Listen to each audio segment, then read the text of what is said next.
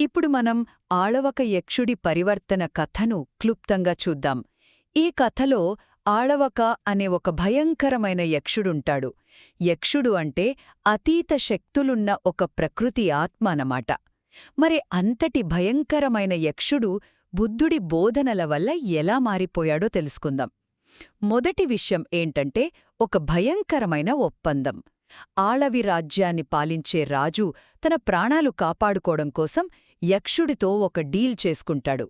ఏంటంటే ప్రతీ నెల ఒక మనిషిని యక్షుడికి ఆహారంగా పంపిస్తానని మాట ఇస్తాడు. ఇక రెండవది బుద్ధుడి ఎంట్రీ. రాజు చివరికి తన సొంత కొడుకునే బలి ఇవ్వడానికి సిద్ధపడతాడు. అప్పుడే కథ మలుపు తిరుగుతుంది. బుద్ధుడు నేరుగా యక్షుడి నివాసానికే వెళ్తాడు. తిరిగి వచ్చిన యక్షుడు తన ఇంట్లో బుద్ధుణ్ణి చూసి కోపంతో రగిలిపోతాడు. తన దగ్గరున్న భయంకరమైన శక్తులన్నీ ప్రయోగించినా బుద్ధుడి ప్రశాంతత ముందు ఏవీ పనిచెయ్యవు. చివరిగా అసలు సిసలైన మార్పు.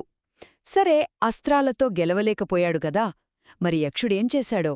తన తెలివిని ఉపయోగించాడు. జీవితం గురించి, నైతికత గురించి కొన్ని చాలా కఠినమైన ప్రశ్నలతో బుద్ధుడిని పరీక్షించాడు.